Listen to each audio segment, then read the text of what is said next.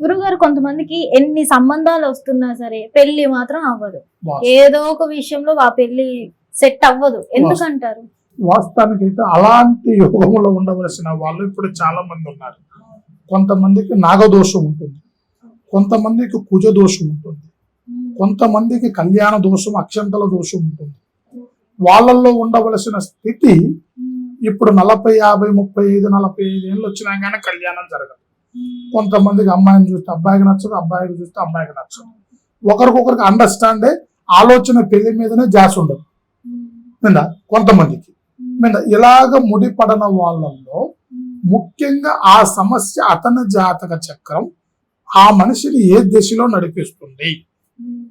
కుజ దోషానికి నడిపిస్తుందా, లేదు నాగదోషంలో నడిపిస్తుందా, లేదు అతని స్థితి అలా ఉందా? ముందు ముఖ్యంగా మనిషి స్థితి ముందు తెలుసుకోవాలి. అతను ఏ వయసు నుంచి అతని గడియ, కళ్యాణ గడియలు పడే టైం కొన్ని ఉంటాయి. ఆ గడియ అతనిలో ఉందా లేదా, అతనికి ఎలాంటి అవాంతరం వల్ల ఈ పెళ్లి మీద ఆలోచన చచ్చిపోతుంది, ఎందుకు ముడి పడటం లేదు అనేది మనం క్షుణ్ణంగా పరిశీలించాలి. దానికి భూగర్భాంజన వేయాలి.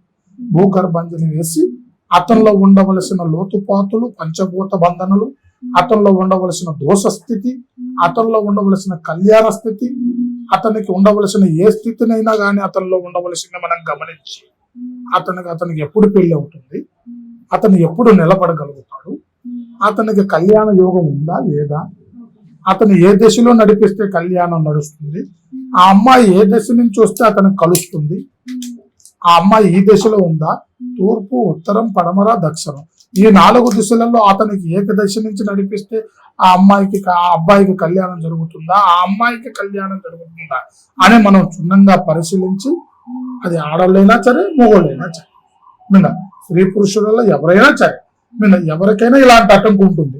అది మనం క్షుణ్ణంగా పరిశీలించి వాళ్ళ జీవిత చక్రానికి మనం మంచి మార్గాన్ని ఏర్పాటు చేయొచ్చమ్మా.